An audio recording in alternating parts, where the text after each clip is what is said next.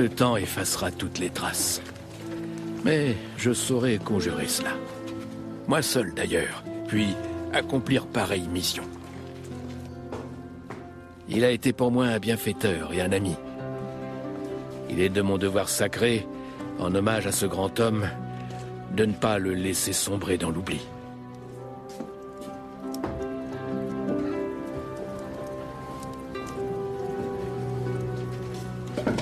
Bien des années se sont écoulées depuis ce mémorable jour de Noël où Charlemagne, mon roi, a été couronné empereur à Rome. Laudamus te, benedicimus te, adoramus te, glorificamus te.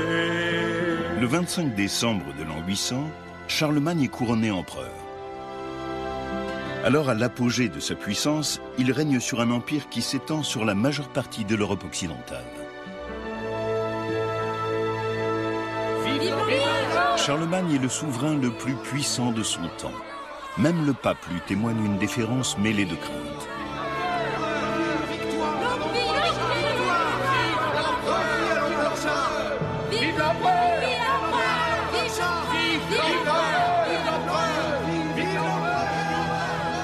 Un seul homme est à même de conter l'histoire de Charlemagne, son ancien compagnon de route, Éginard, l'un des plus illustres érudits de son temps. Maître Éginard, pardonnez-moi mon retard. L'heure n'a aucun sens pour toi. Il m'arrive de douter, Johannes, que tu sois à la hauteur de la tâche que j'entends te confier. J'entreprends le projet de relater en aussi peu de mots qu'il sera possible la vie privée ainsi que la vie publique et bien évidemment les hauts faits de notre très remarquable Charles, roi des Francs et empereur. Durant les 20 années passées à la cour à son service, j'ai pu gagner sa confiance et j'ai appris à garder ses secrets. Retiens bien ceci. Tout ce qui ne sera pas consigné par écrit, tu devras absolument le garder pour toi. Oui, maître Éginard. Je ferai selon vos souhaits. Dictez-moi ce que je dois écrire. Cette œuvre portera le nom de Vita Caroli, la vie de Charles. Bien des années après la mort de Charlemagne, le lettré Éginard rédige en sa mémoire la plus célèbre biographie royale du Moyen-Âge. Il y présente le souverain comme un être de lumière, un monarque surhumain. Je m'efforcerai de couper court aux digressions. Qu'en était-il vraiment? Quelle est la part de mythe et de réalité dans cet ouvrage?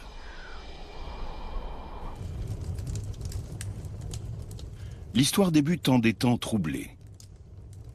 Pépin le Bref, le père du futur Charlemagne, entend devenir roi des Francs alors qu'il n'est pas l'héritier de la couronne.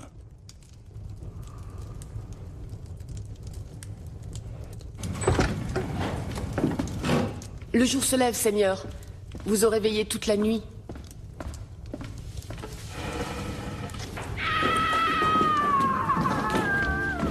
Pépin le Bref a de grandes ambitions et il espère avoir un fils afin de pouvoir fonder une dynastie. C'est un garçon. 4 longues années s'écoulent après le mariage de Pépin et Bertrade, jusqu'à la naissance en avril 748 de leur premier fils, l'héritier tant attendu.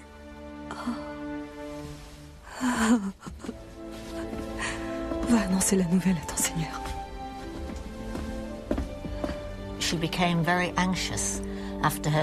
Après son mariage, Bertrade était très inquiète à l'idée de ne pas avoir d'enfant.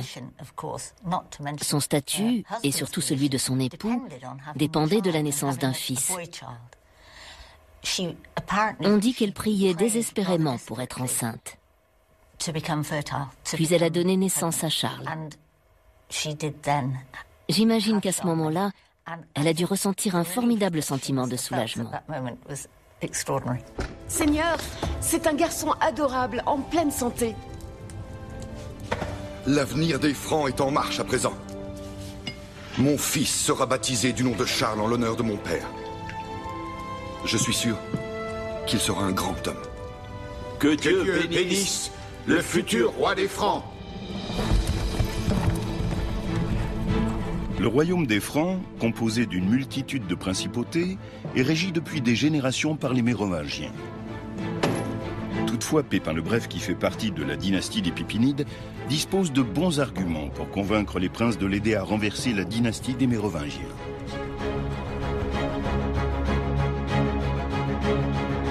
Pépin le Bref cherche à étendre son royaume. Sous la dynastie des Mérovingiens, les Francs ont conquis de nombreux territoires. Des parties de la France actuelle viennent s'ajouter aux régions de colonisation originelles situées sur les rives du Rhin et de la Moselle. En l'espace de 3 siècles, le royaume des Francs devient ainsi une grande puissance d'Europe centrale. De votre côté, abbé Burkhard, que vous a-t-on dit? J'ai entendu toutes sortes d'échos contradictoires. Je ne sais si l'on peut s'y fier. De Neustrie vient une rumeur qui dit qu'en Bourgogne et en Alémanie, des princes veulent rejoindre les rangs de Pépin le Bref, notre roi. Je vous remercie d'être venu aussi promptement. Le nombre des transfuges ne cesse d'augmenter. Le roi Childéric n'a désormais plus que de rares partisans. Il n'y aura bientôt plus aucun obstacle à mon triomphe. Seulement, sans un puissant allié prêt à prendre mon parti, les opposants n'accepteront pas la défaite. Abbé Fulrad, abbé Burkhard, que diriez-vous d'une mission à Rome ?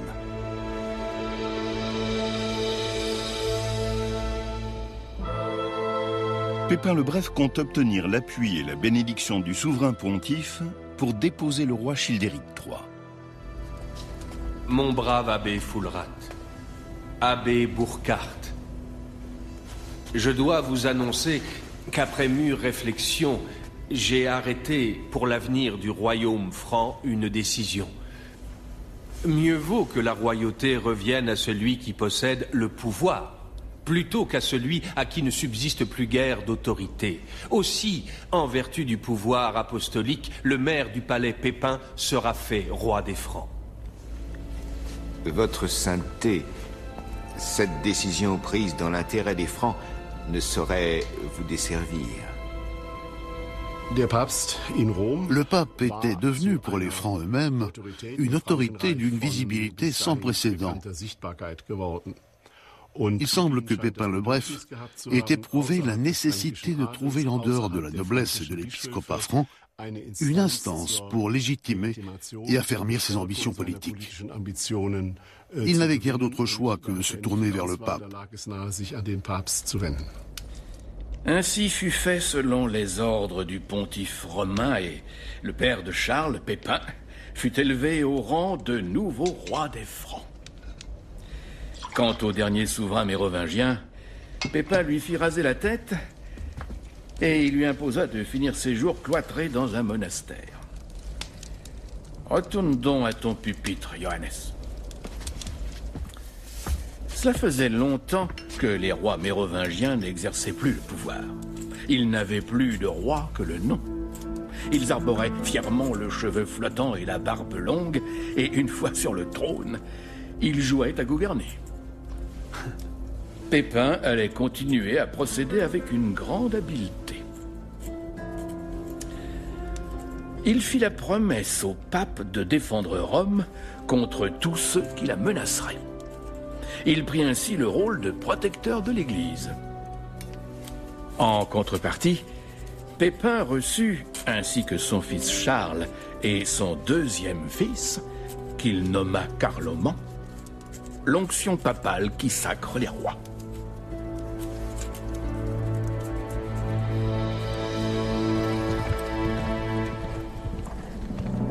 La nouvelle dynastie carolingienne compte désormais 2 héritiers au trône, Charles et son frère Carloman. Dans leur jeunesse déjà, ils se comportent comme des rivaux plutôt que comme des frères.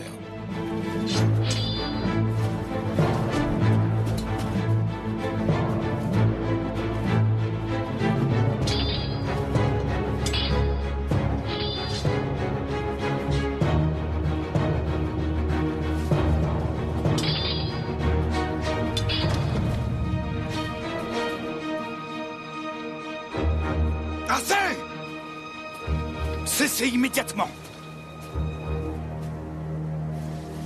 Carloman, le cadet, est plus adroit et remporte souvent les duels qu'il se livre. Charles ressent certainement ses défaites comme une humiliation.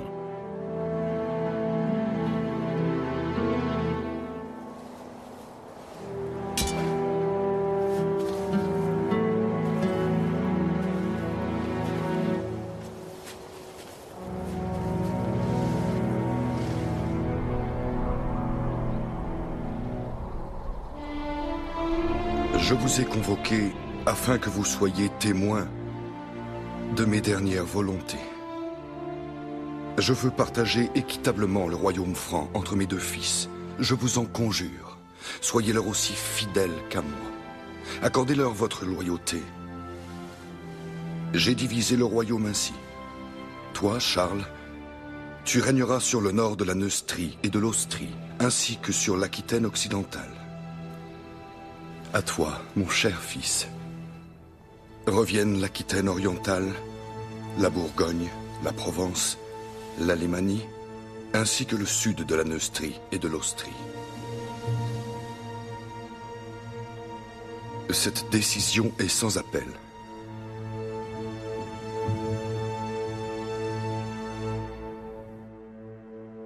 De prime abord, le partage du royaume semble équitable.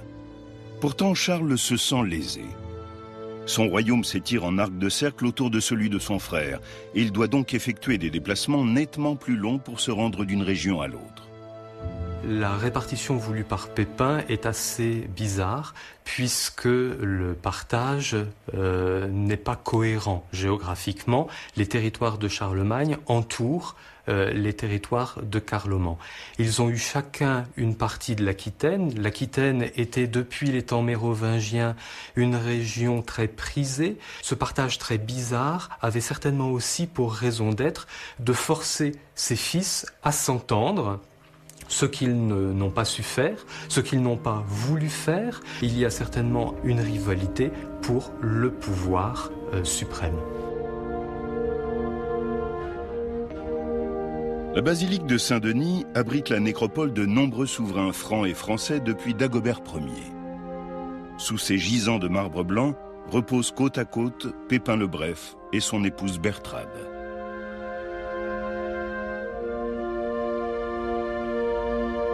Lorsqu'il partage son royaume entre ses fils, Pépin le Bref est loin d'imaginer que cette décision sera lourde de conséquences.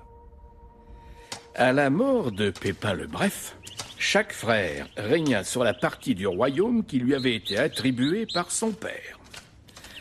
Imagine un peu, ils choisirent le même jour pour les 2 couronnements. Seulement, chacun d'eux avait choisi une église se trouvant dans sa partie du royaume. Et ensuite, eh bien, l'entente entre les 2 frères finit de se dégrader et la paix ne fut maintenue qu'à grand-peine. Quand les festivités furent terminées, Charles et Carloman s'engagèrent dans la lutte pour l'hégémonie.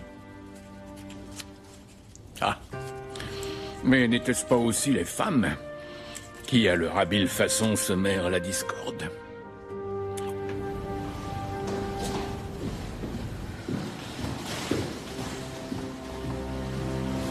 Ton père aurait approuvé. Cette famille est influente et riche. Ce mariage me vaudra le soutien des Bavarois et des Lombards. Cela renforcera mon royaume.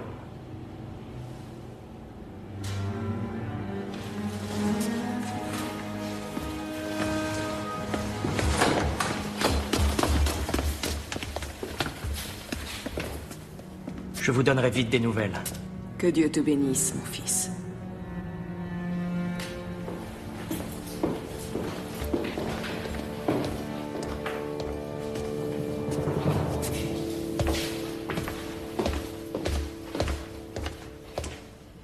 Quelle est donc l'affaire qui revêt tant d'importance? Quelle force mon frère à nous rendre visite? Ne sois pas si hostile, Charles.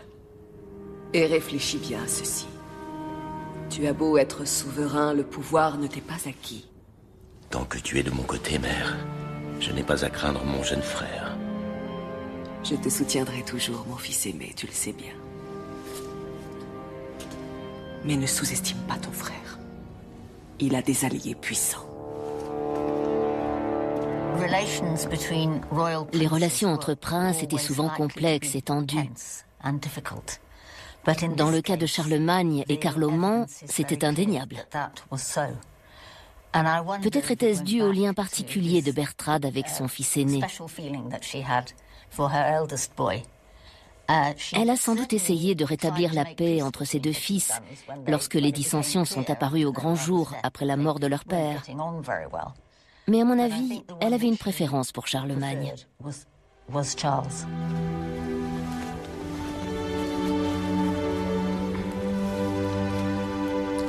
Mon cher roi,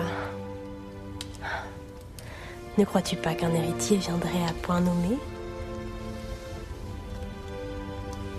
Quelle infamie si, dans ce domaine, ton frère venait à te devancer. J'ai une nouvelle qui peut t'intéresser. J'ai surpris une conversation dans laquelle Carloman disait qu'il aurait bientôt une épouse.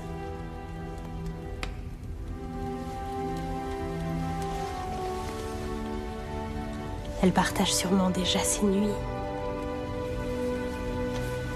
Tais-toi.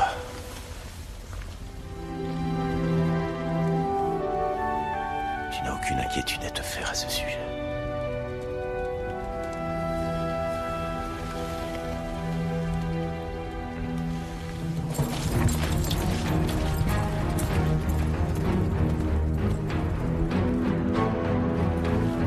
Seigneur, j'arrive des environs de Duasdif. Aucune trace de l'armée de votre frère, nulle part. Ma monture!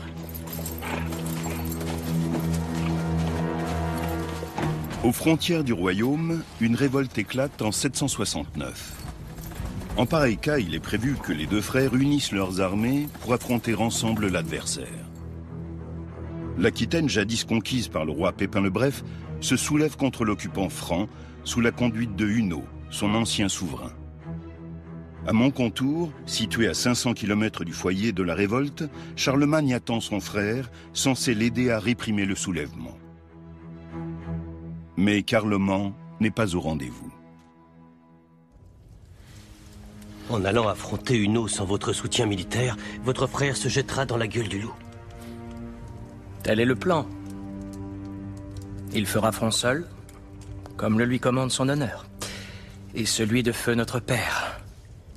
Et qu'avez-vous l'intention de faire quand Charles aura perdu la bataille?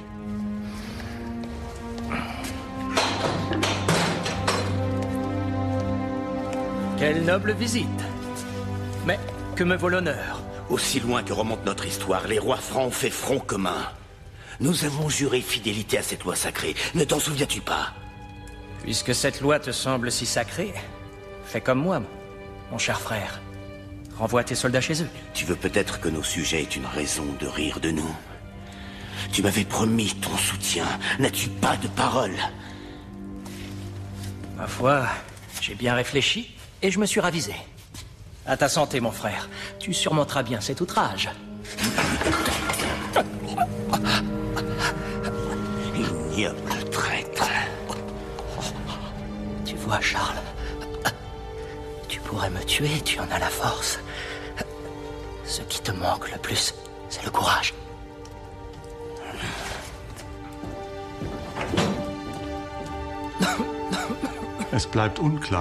Les raisons de la défection de Carloman restent obscures.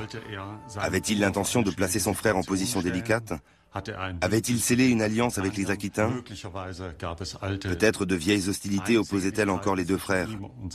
Quoi qu'il en soit, les sources existantes ne sont pas claires à ce sujet. Ce qui est certain en revanche, c'est qu'à la suite de cette discorde, Charlemagne a dû faire front tout seul. Charlemagne tombe dans le piège tendu par son frère. S'il renonce au combat, ce sera un aveu de faiblesse de sa part.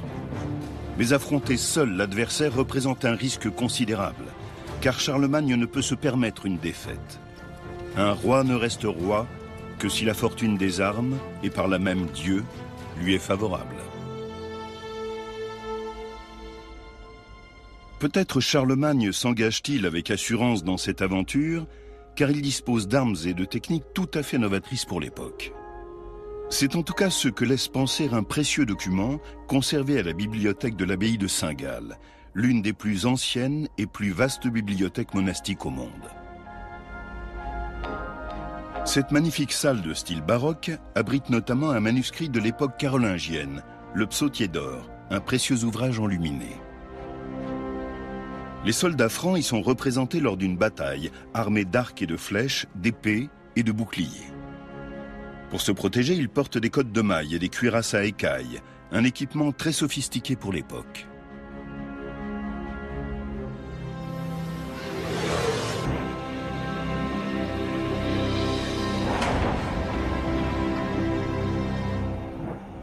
L'armée de Charlemagne était extrêmement bien équipée. Et surtout, ce que l'ennemi voyait en premier, c'était les guerriers en armure, qui étaient terrifiants. Une équipe de chercheurs va réaliser une expérience afin de déterminer la vitesse et la force de pénétration d'une flèche au moment où elle frappe une armure. À cette fin, la flèche sera filmée au moyen d'une caméra à haute vitesse. Un buste en savon, dont la densité est comparable à celle du corps humain, fait office de mannequin. Le tireur est placé à 10 mètres de sa cible.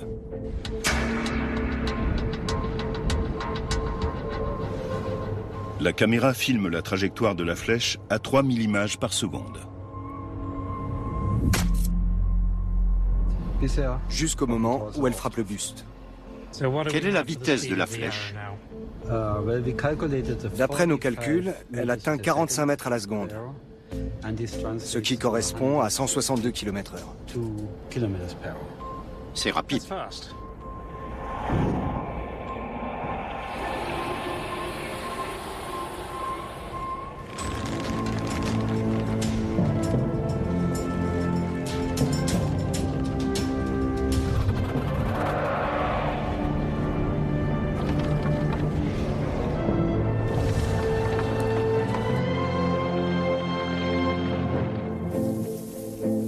Quelle protection offrent aux soldats les cottes de mailles et les cuirasses à écailles? Est-ce là l'arme secrète de l'armée franque?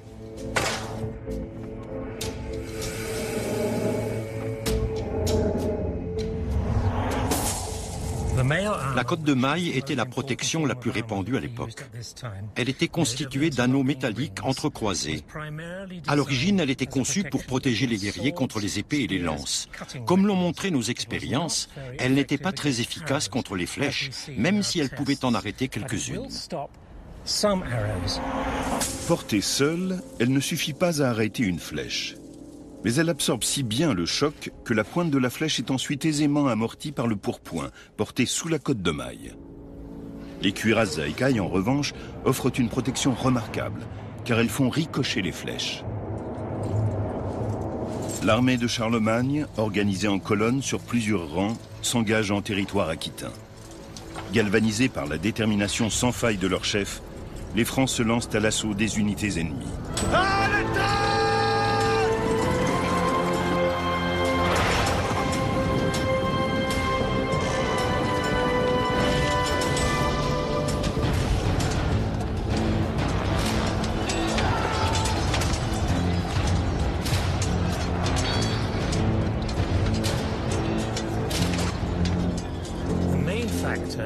Les succès militaires de Charlemagne ont été rendus possibles avant tout grâce à l'argent. L'économie du royaume était en plein essor. et disposait d'une forme primitive d'industrie qui produisait de très grandes quantités d'armes et d'armures.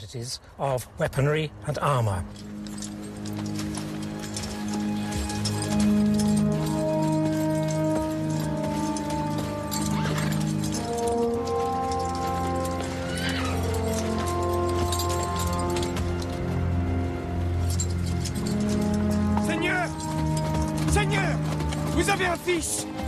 Votre épouse vous a donné un fils. Nous avons un héritier. Nous serons les Francs, toujours vainqueurs. Allez.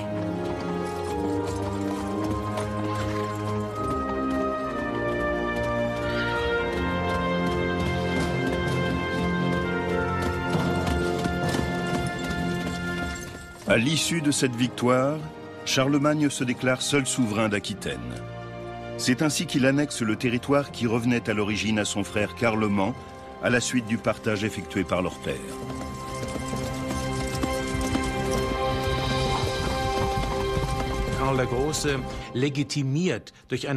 Grâce au succès de cette campagne, Charlemagne légitime son pouvoir.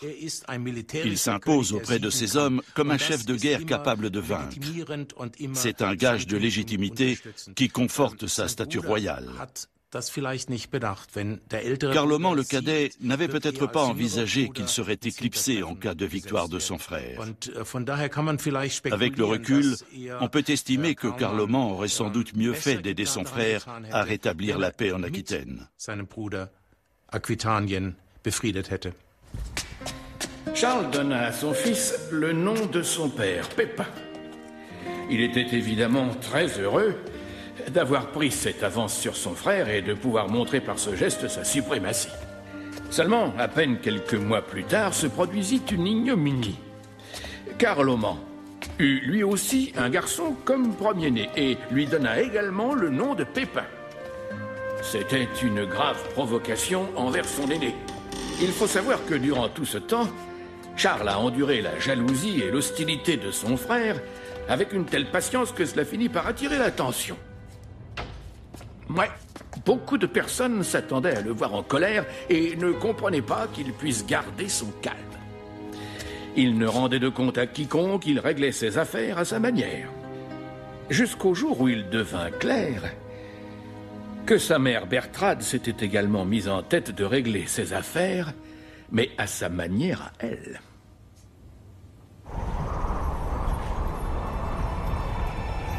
Bertrade, la mère de Charlemagne, entreprend dans le plus grand secret un voyage en Italie. Son but, Pavie, où se trouve le palais de Didier, le roi des Lombards. Bertrade entend forger une alliance avec l'ancien ennemi des Francs et asseoir ainsi le pouvoir de Charlemagne. Les sources nous livrent peu d'informations sur le rôle des femmes à cette époque. Dans le cas de Bertrade, on constate néanmoins qu'elle impose une domination inhabituelle et que c'est elle qui tire les ficelles dans le domaine politique. Honorable Bertrade.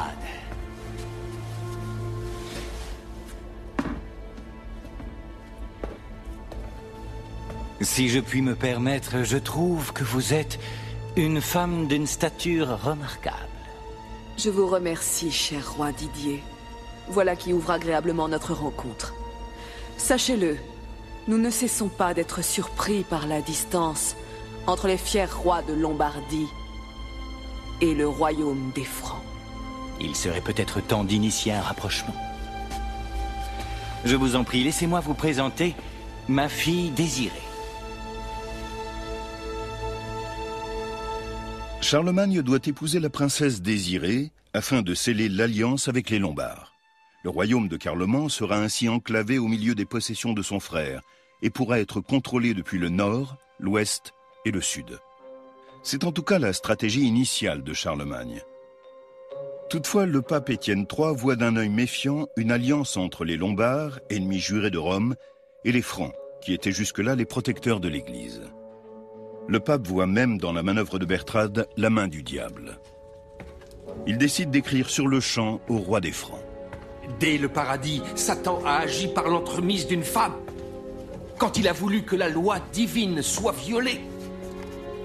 Une fois encore, il recourt au même stratagème.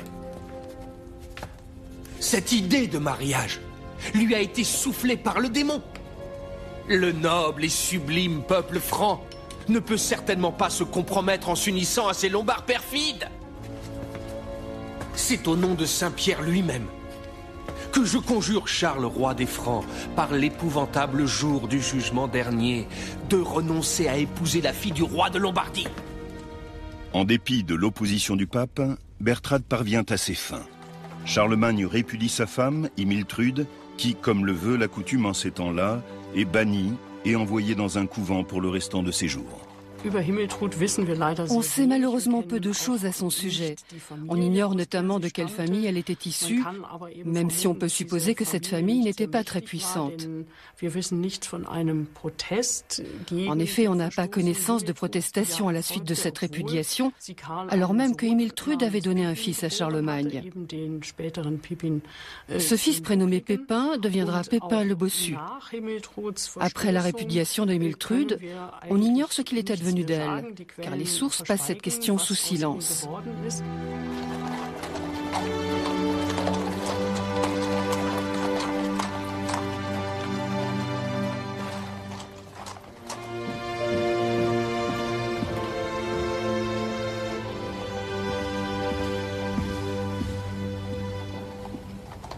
Charles, ta fiancée a fait un long voyage. Elle voudrait te présenter ses hommages.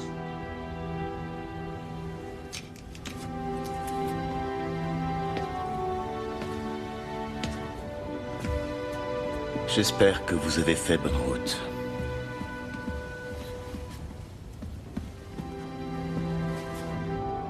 Je vous attends pour le dîner.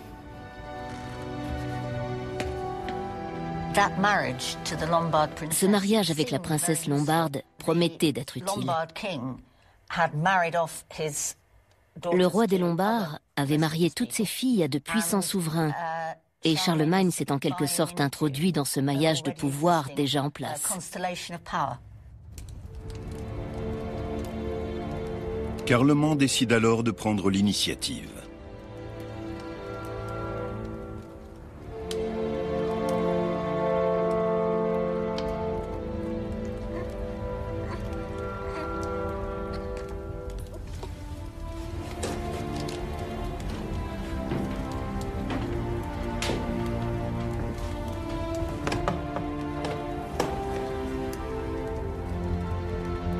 Je sais ce qu'il me reste à faire. Notre deuxième fils recevra le saint baptême du pape en personne. J'enverrai dès demain une requête à Rome.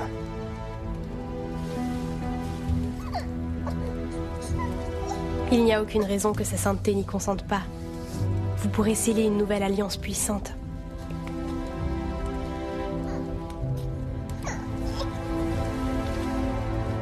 Mais Charles, et je ne te parle pas de Bertrade, ne voulait pas que se forme une alliance entre Carloman et le pape Étienne III. Et il réussit à l'empêcher. Ou plutôt, sa mère, devrais-je dire. Une fois de plus, Bertrade tira les ficelles et intrigua à sa manière. Tant et si bien que le pape finit par se ranger à son avis. Cela aurait plongé Carloman dans une si grande fureur qu'il aurait été jusqu'à envisager de mener ses troupes jusqu'à Rome. Jusqu'à la ville de Saint-Pierre, prince des apôtres, il voulait l'attaquer? C'est exact. Il aurait alors été impossible d'éviter que n'éclate la guerre fratricide qui couvait depuis longtemps. Seulement, la Providence en décida autrement. Les voies du Seigneur sont parfois réellement impénétrables.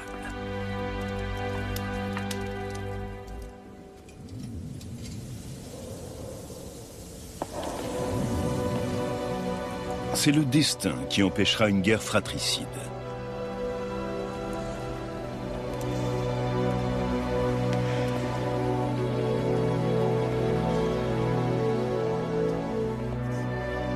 À l'âge de 20 ans à peine, Carloman meurt dans des circonstances mystérieuses.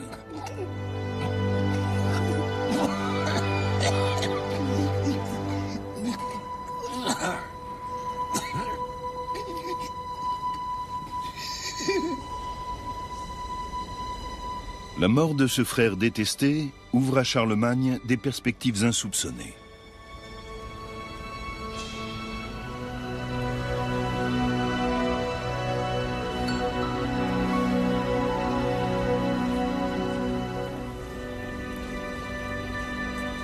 Promets-moi de bien veiller sur la vie de nos deux fils.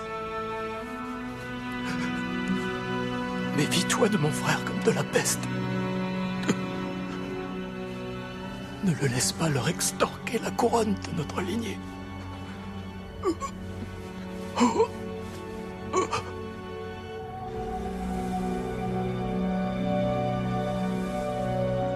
Charlemagne se proclame bientôt seul monarque du royaume franc.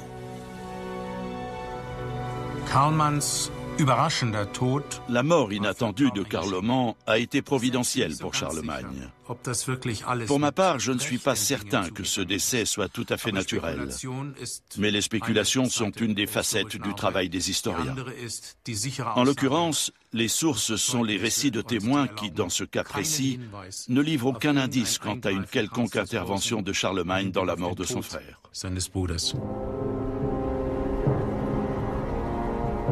Gerberge, la veuve de Carloman, met en œuvre un plan audacieux.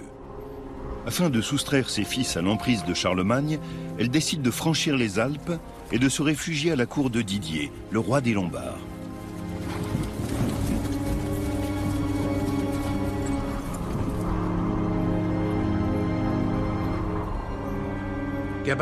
Gerberge s'est enfuie en Italie, car elle espérait sans doute que la protection des Lombards lui permettrait d'échapper à son beau-frère, dont la puissance ne cessait de croître. Mais elle s'est trompée sur toute la ligne. 2 ans après, Charlemagne s'est lancé à la conquête du royaume lombard, et dès lors, tout espoir était perdu pour les héritiers de Carloman.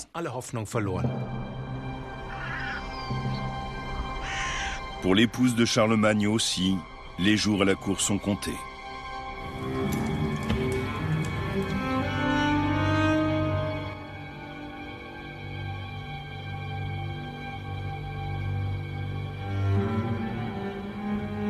Où donc est ton épouse? Elle a partagé ma table trop longtemps. C'était une erreur. Je n'aurais jamais dû accepter ce mariage. Ta belle famille constitue un allié de choix. Elle nous apporte sa puissance. Que signifie cette attitude? Elle signifie que moi, Charles, roi de tous les Francs, prendrai désormais seul toutes les décisions importantes. Et que ta Lombarde va s'en aller retrouver son peuple infect. Charlemagne a renoué avec la politique de son père et s'est détourné de celle de sa mère. Mais nous ignorons quelle a été au juste son opinion à ce sujet jusqu'en 771. Ce n'est qu'à la mort de son frère Carloman, événement qui a bouleversé la donne, qu'il a disposé d'une nouvelle marge de manœuvre. Mais ne mesures-tu donc pas les conséquences de ton geste? Tu veux déclencher une guerre? Ça ne me fera pas reculer. Mon père ne s'est-il pas battu contre les Lombards parce que le pape réclamait son soutien? Ces temps-là sont révolus. L'heure n'est plus à la guerre. Elle est aux alliances. C'est là que tu te trompes. Quelle raison a poussé ma belle-sœur à fuir chez le roi Didier, à ton avis? Elle va lui demander son soutien. Elle est partie dans l'espoir qu'il l'aidera à faire couronner ses fils à mon insu. Je ne pense pas que ta belle-sœur ait ce dessein. La guerre, mère, est engagée depuis longtemps. Et cette fois, tu n'as plus voix au chapitre.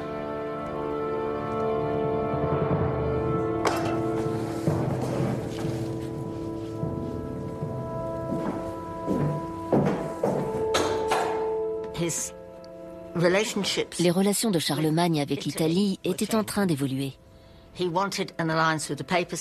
Il avait l'intention de sceller une alliance avec la papauté et donc de rompre avec les Lombards. De plus, il voulait se remarier avec une femme issue de l'aristocratie franque, ce qui était plus normal qu'un mariage avec une étrangère. Il projetait de s'unir à une famille puissante qui lui apporterait un soutien militaire et politique.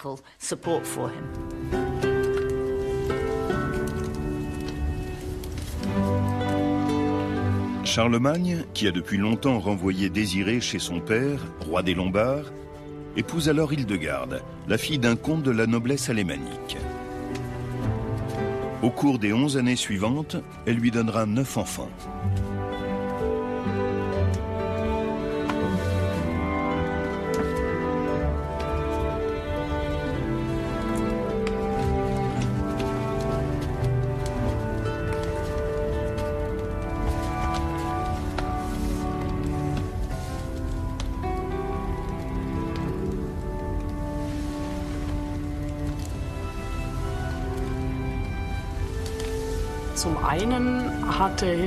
Hildegarde avait de la famille dans l'ancien royaume de Carloman. Son père est ainsi devenu un soutien majeur pour Charlemagne dans cette partie du royaume. Par ailleurs, Hildegarde, qui avait alors 14 ans, avait sans doute un charme tout particulier, car elle est parvenue à s'attirer les faveurs de ceux qui s'étaient opposés à son union avec Charlemagne. C'était une reine très appréciée qui a su s'imposer à la cour, pour autant qu'on puisse l'affirmer. Didier, le roi des Lombards, entend bien répondre à l'humiliation que lui a infligée Charlemagne. Il se rend à Rome auprès du pape pour y jouer sa dernière carte. Votre sainteté, je suppose que vous avez entendu parler des mésaventures des fils de Carloman. Vous parlez du fait que notre impétueux franc, sauf votre respect, a pris de court ces infortunés garçons en les précédant sur le trône? Charles a usurpé la couronne qui leur revenait. Et alors? Quel rôle croyez-vous que je puisse jouer dans cette partie? Votre sainteté, avec tout le respect que je vous dois, il n'y a que vous qui ayez le pouvoir de légitimer la couronne dont s'empare un souverain. Je vous en prie, sacrez chacun de ses enfants successeurs de Carloman. Ils sont ses fils.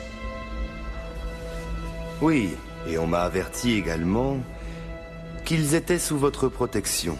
Vous espérez peut-être en tirer quelque avantage. Fort bien. Je vais donc y réfléchir. Une telle décision demande du temps. En envisageant de faire reconnaître par le pape les fils de feu Carloman comme héritiers légitimes au trône, Didier a provoqué Charlemagne. Pour ce dernier, une telle provocation était intolérable, car il aspirait, depuis la mort de son frère, à être l'unique souverain du royaume des Francs. Le fait que le pape puisse conférer à d'autres prétendants un titre légitime au trône franc a certainement convaincu Charlemagne de passer à l'attaque.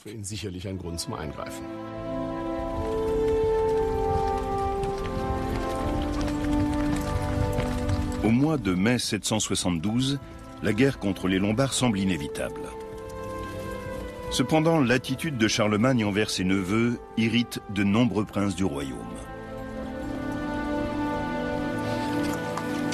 Lorsque le roi des Francs procède à l'inspection annuelle de ses troupes, la situation est tendue. Prince Gérold, le fidèle vassal de mon défunt frère. Le vôtre désormais par la volonté de Dieu. Et aussi mon nouveau beau-frère. Allons, venez. Nous n'avons pas de temps à perdre.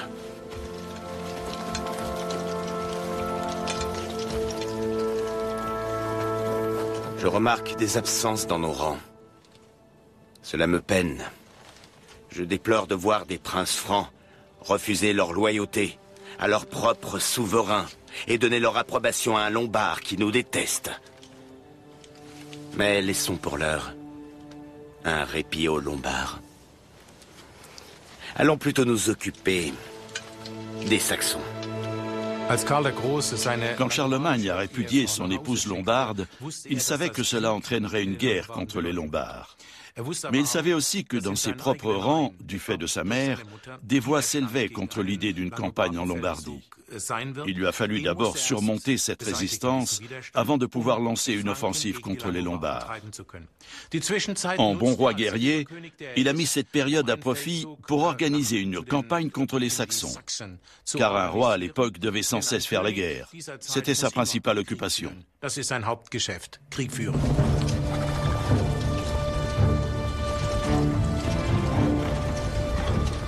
Pépin le Bref, le père de Charlemagne, a lui aussi combattu les Saxons en son temps. À présent, son fils reprend le flambeau. Les Saxons multiplient depuis des années leurs incursions dans le nord du royaume. Charlemagne se révèle plus radical que son père. En 772, il prend la décision de franchir la Vézeur pour pénétrer au cœur du territoire saxon.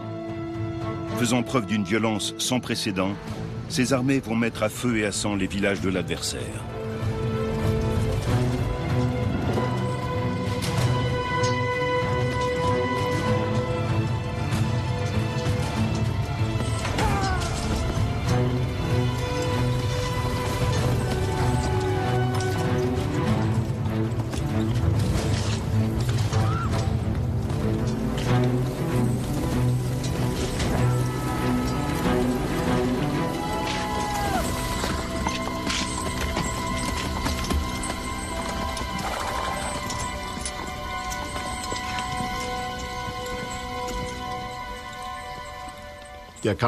À la différence des Francs, les Saxons n'étaient pas chrétiens et n'étaient donc pas baptisés.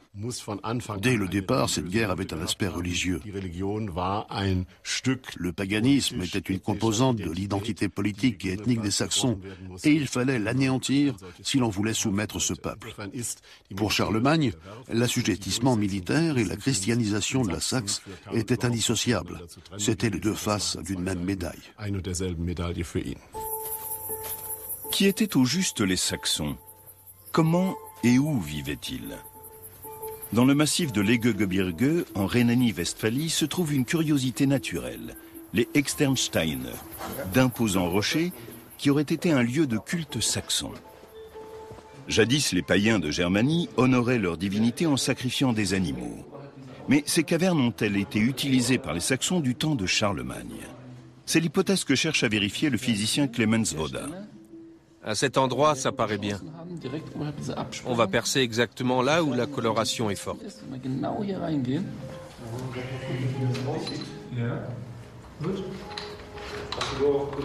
Les chercheurs ont découvert ici des traces d'incendie. Reste à déterminer à quelle époque on a fait du feu dans cette caverne. Clemens Voda espère que la datation par luminescence de l'échantillon prélevé pourra apporter une réponse à cette question. C'est l'échantillon? Oui, ça paraît prometteur.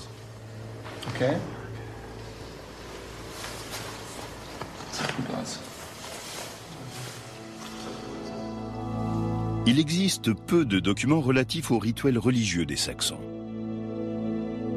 On sait toutefois que dans tous les cultes païens, le feu était sacré, tout comme le sang des bêtes sacrifiées, avec lequel les prêtres tentaient d'apaiser la colère des dieux.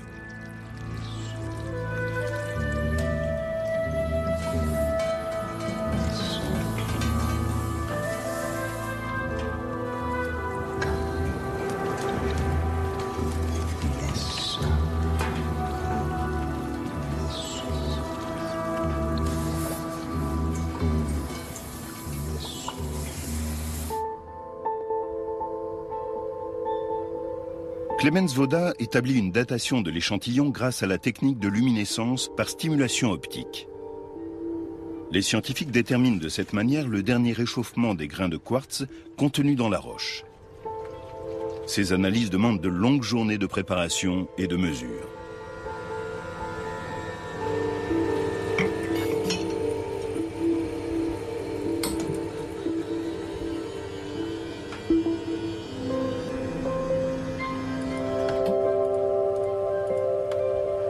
Les résultats indiquent la présence de feu dans ces cavernes au cours d'une période comprise entre les 8e et 16e siècles, donc déjà au temps des guerres entre Francs et Saxons.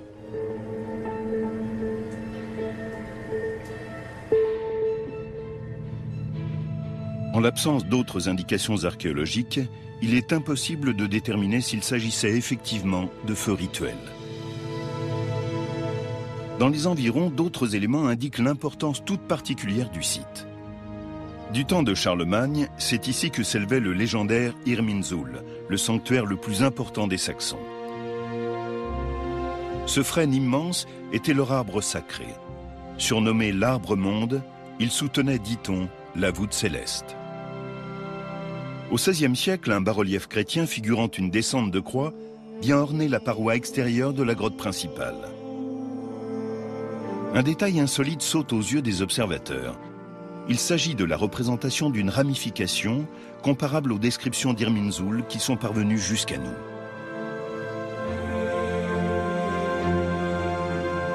Ce bas-relief indique-t-il qu'ici se trouvait jadis l'illustre sanctuaire des Saxons? Cela expliquerait les efforts acharnés de Charlemagne pour soumettre ce territoire. Celui qui dominera ce sanctuaire dominera aussi les Saxons. C'est du moins ce qu'espère Charlemagne. Mais il ignore qu'il lui faudra livrer un combat de plusieurs décennies pour parvenir à ses fins.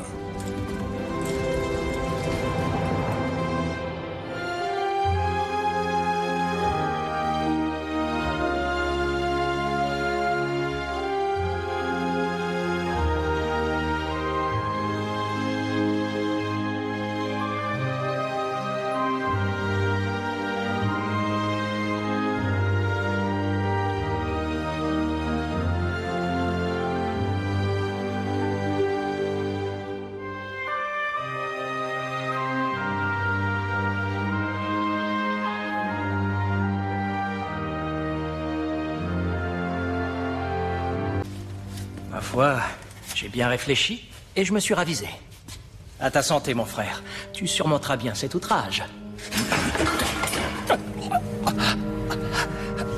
Ignoble traître. Tu vois, Charles, tu pourrais me tuer, tu en as la force. Ce qui te manque le plus, c'est le courage.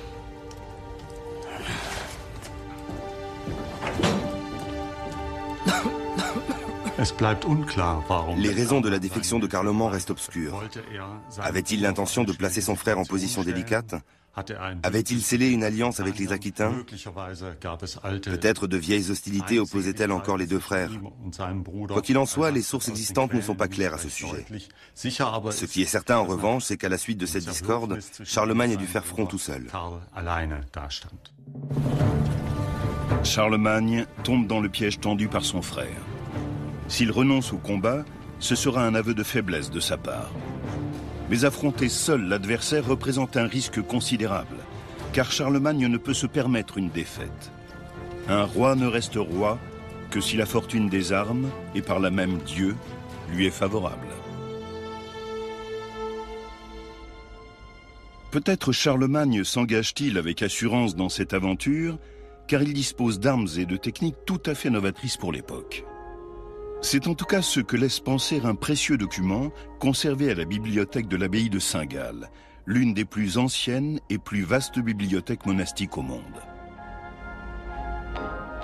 Cette magnifique salle de style baroque abrite notamment un manuscrit de l'époque carolingienne, le Psautier d'or, un précieux ouvrage enluminé.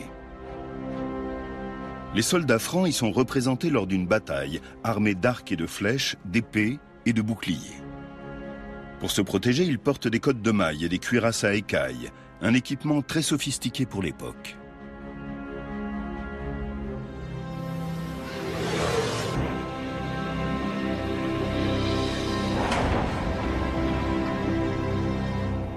L'armée de Charlemagne était extrêmement bien équipée. Et surtout, ce que l'ennemi voyait en premier, c'était les guerriers en armure, qui étaient terrifiants. Une équipe de chercheurs va réaliser une expérience afin de déterminer la vitesse et la force de pénétration d'une flèche au moment où elle frappe une armure. À cette fin, la flèche sera filmée au moyen d'une caméra à haute vitesse. Un buste en savon, dont la densité est comparable à celle du corps humain, fait office de mannequin. Le tireur est placé à 10 mètres de sa cible.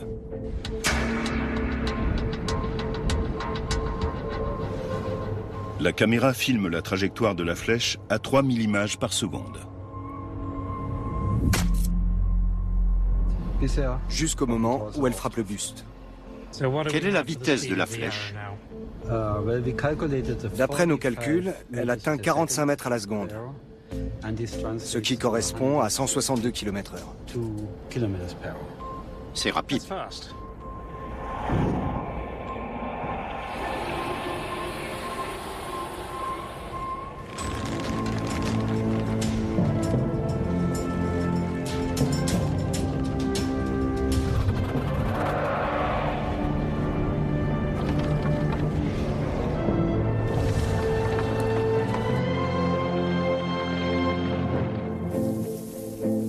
Quelle protection offrent aux soldats les côtes de mailles et les cuirasses Zaïkai? Est-ce là l'arme secrète de l'armée franque?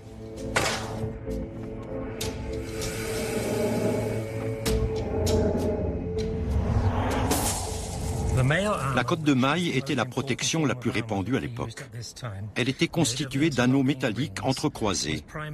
À l'origine, elle était conçue pour protéger les guerriers contre les épées et les lances. Comme l'ont montré nos expériences, elle n'était pas très efficace contre les flèches, même si elle pouvait en arrêter quelques-unes. Portée seule, elle ne suffit pas à arrêter une flèche. Mais elle absorbe si bien le choc que la pointe de la flèche est ensuite aisément amortie par le pourpoint, porté sous la cotte de maille. Les cuirasses Zaïkai, en revanche, offrent une protection remarquable, car elles font ricocher les flèches. L'armée de Charlemagne, organisée en... Ah, mais n'était-ce pas aussi les femmes qui, à leur habile façon, semèrent la discorde?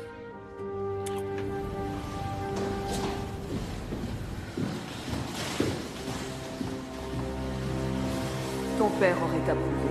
Cette famille est influente et riche. Ce mariage me vaudra le soutien des Bavarois et des Lombards.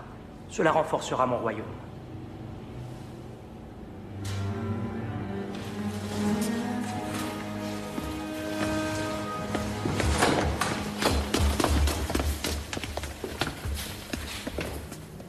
Je vous donnerai vite des nouvelles. Que Dieu te bénisse, mon fils.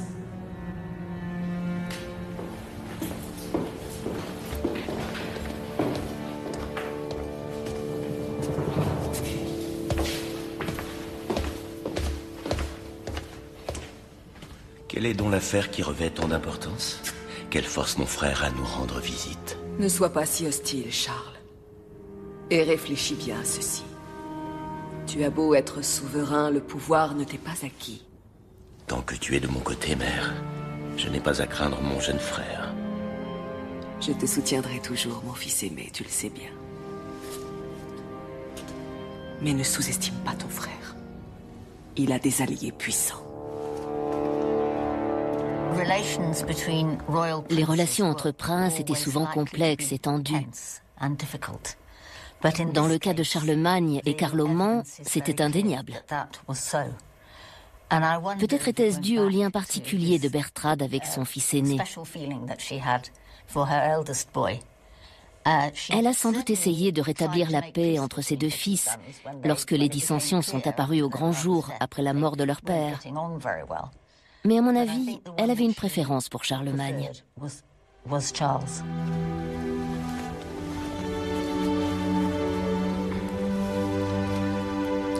Mon cher roi,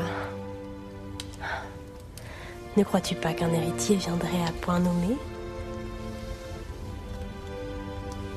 Quelle infamie si, dans ce domaine, ton frère venait à te devancer. J'ai une nouvelle qui peut t'intéresser.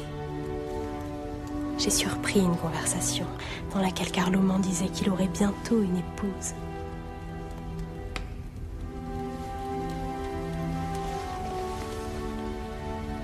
Elle partage sûrement déjà ses nuits. Tais-toi.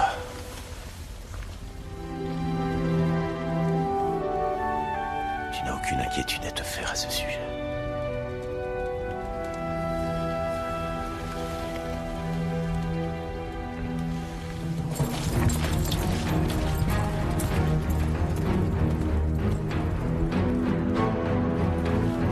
Seigneur, j'arrive des environs de Duasdif. Aucune trace de l'armée de votre frère, nulle part. Ma monture!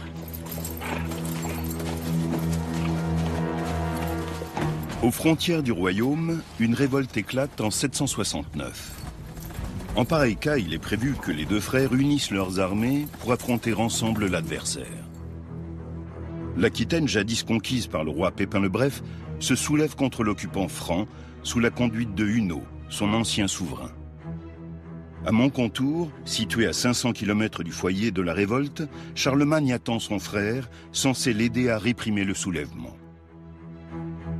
Mais Carloman n'est pas au rendez-vous. En allant affronter une eau sans votre soutien militaire, votre frère se jettera dans la gueule du loup. Tel est le plan. Il fera front seul, comme le lui commande son honneur, et celui de feu notre père. Et qu'avez-vous l'intention de faire quand Charles aura perdu la bataille?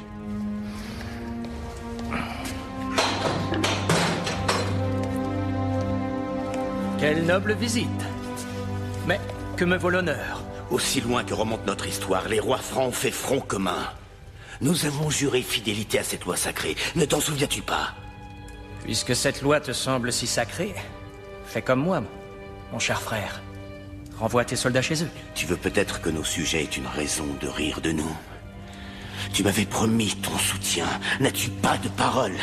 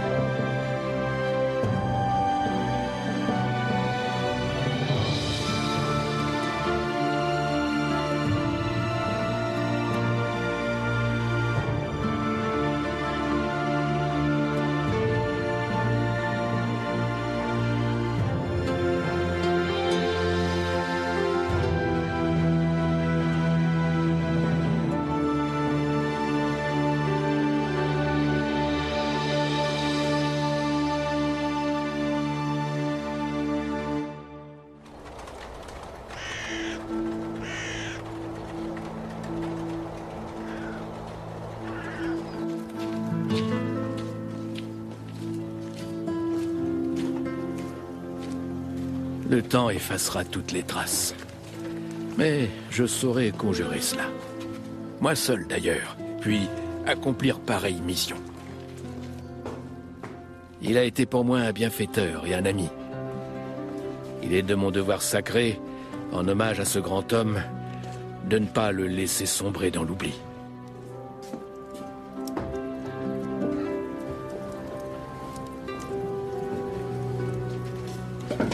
Bien des années se sont écoulées depuis ce mémorable jour de Noël où Charlemagne, mon roi, a été couronné empereur à Rome.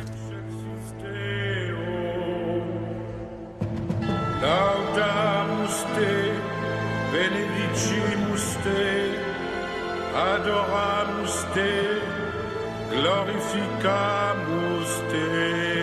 Le 25 décembre de l'an 800, Charlemagne est couronné empereur.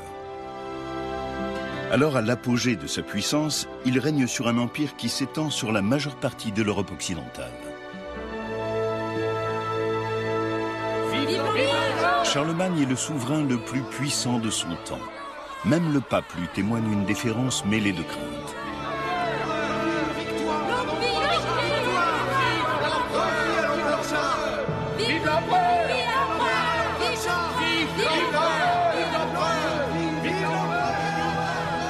Un seul homme est à même de conter l'histoire de Charlemagne, son ancien compagnon de route, Éginard, l'un des plus illustres érudits de son temps.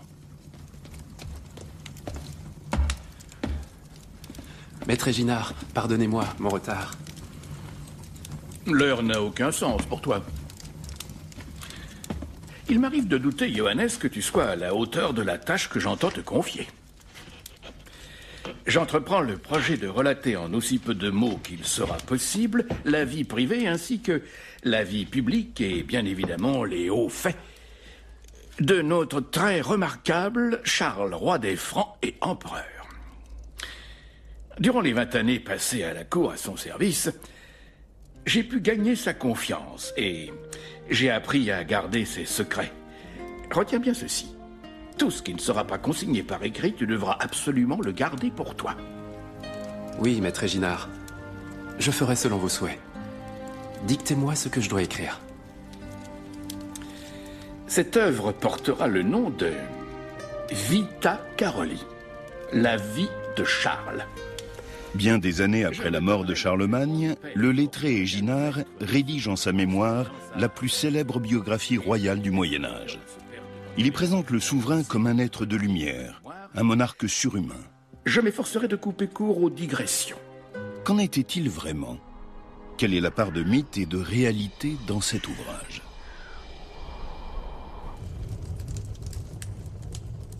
L'histoire débute en des temps troublés. Pépin le Bref, le père du futur Charlemagne, entend devenir roi des Francs alors qu'il n'est pas l'héritier de la couronne.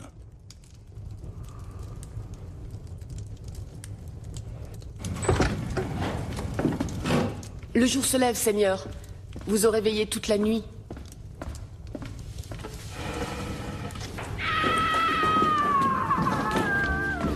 Pépin le Bref a de grandes ambitions et il espère avoir un fils afin de pouvoir fonder une dynastie.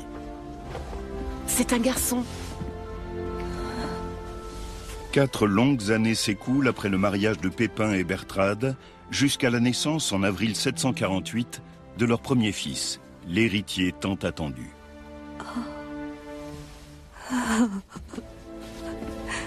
Va annoncer la nouvelle à ton Seigneur.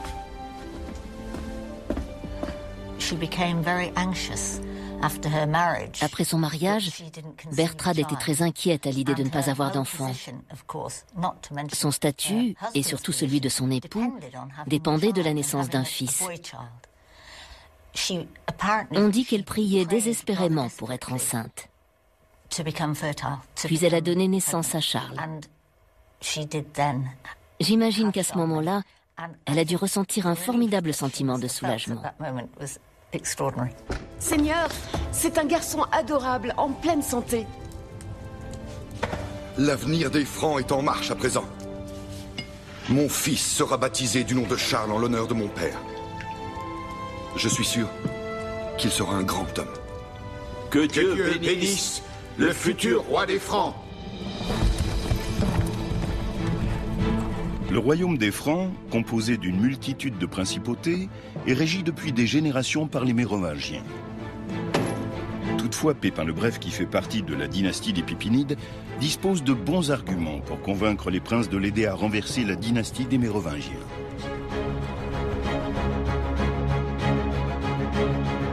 Pépin le Bref cherche à étendre son royaume. Sous la dynastie des Mérovingiens, les Francs ont conquis de nombreux territoires. Des parties de la France actuelle viennent s'ajouter aux régions de colonisation originelles situées sur les rives du Rhin et de la Moselle. En l'espace de 3 siècles, le royaume des Francs devient ainsi une grande puissance d'Europe centrale. De votre côté, abbé Burkhard, que vous a-t-on dit? J'ai entendu toutes sortes d'échos contradictoires. Je ne sais si l'on peut s'y fier. De Neustrie vient une rumeur qui dit qu'en Bourgogne et en Alémanie, des princes veulent rejoindre les rangs de Pépin le Bref, votre roi. Je vous remercie d'être venu aussi promptement. Le nombre des transfuges ne cesse d'augmenter. Le roi Childéric n'a désormais plus que de rares partisans. Il n'y aura bientôt plus aucun obstacle à mon triomphe. Seulement, sans un puissant allié prêt à prendre mon parti, les opposants n'accepteront pas la défaite. Abbé Fulrat, abbé Burkhard, que diriez-vous d'une mission à Rome ?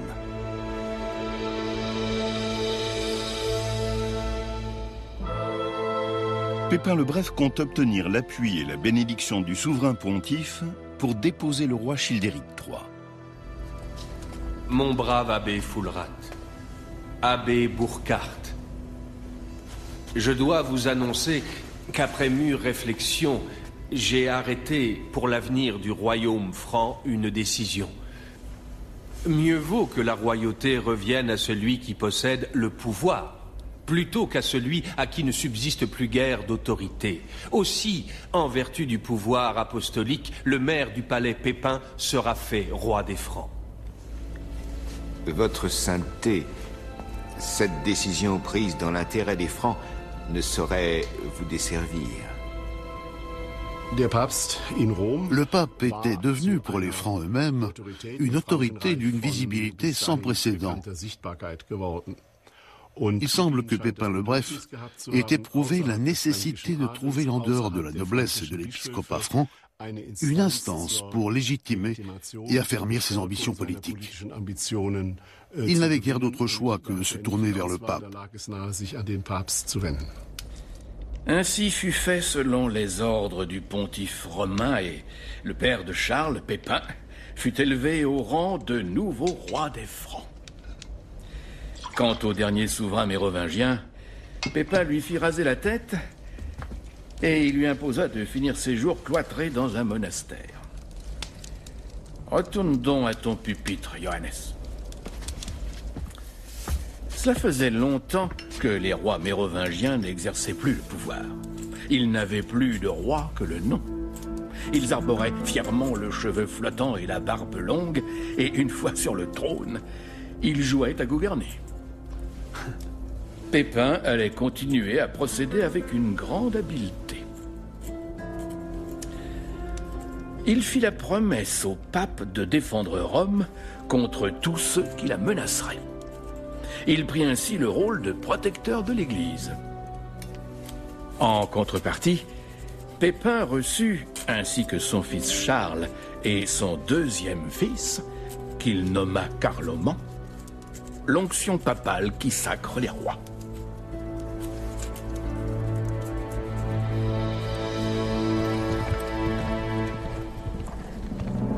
La nouvelle dynastie carolingienne compte désormais 2 héritiers au trône, Charles et son frère Carloman. Dans leur jeunesse déjà, ils se comportent comme des rivaux plutôt que comme des frères.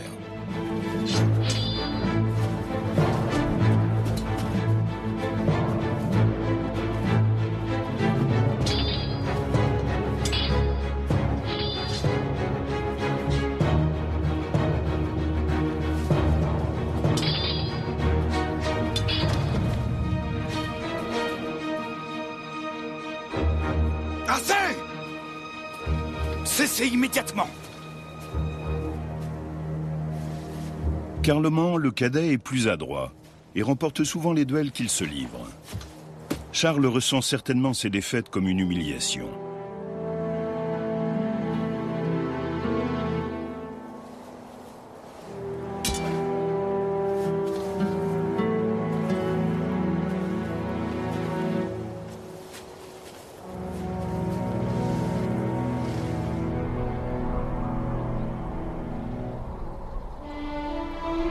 Je vous ai convoqué afin que vous soyez témoins de mes dernières volontés. Je veux partager équitablement le royaume franc entre mes 2 fils. Je vous en conjure, soyez-leur aussi fidèles qu'à moi. Accordez-leur votre loyauté. J'ai divisé le royaume ainsi. Toi, Charles, tu régneras sur le nord de la Neustrie et de l'Austrie, ainsi que sur l'Aquitaine occidentale. À toi, mon cher fils, reviennent l'Aquitaine orientale, la Bourgogne, la Provence, l'Alémanie, ainsi que le sud de la Neustrie et de l'Austrie. Cette décision est sans appel.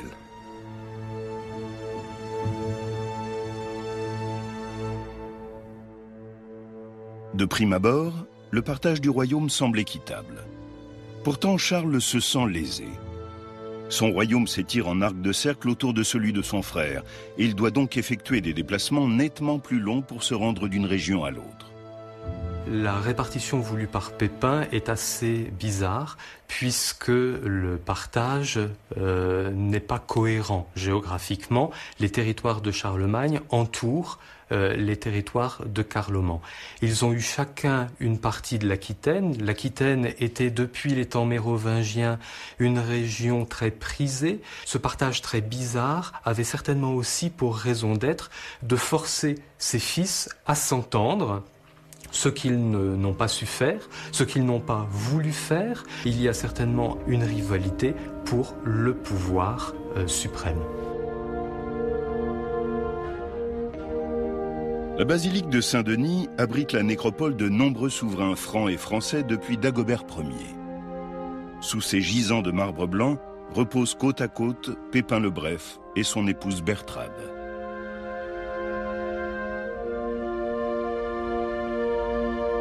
Lorsqu'il partage son royaume entre ses fils, Pépin le Bref est loin d'imaginer que cette décision sera lourde de conséquences.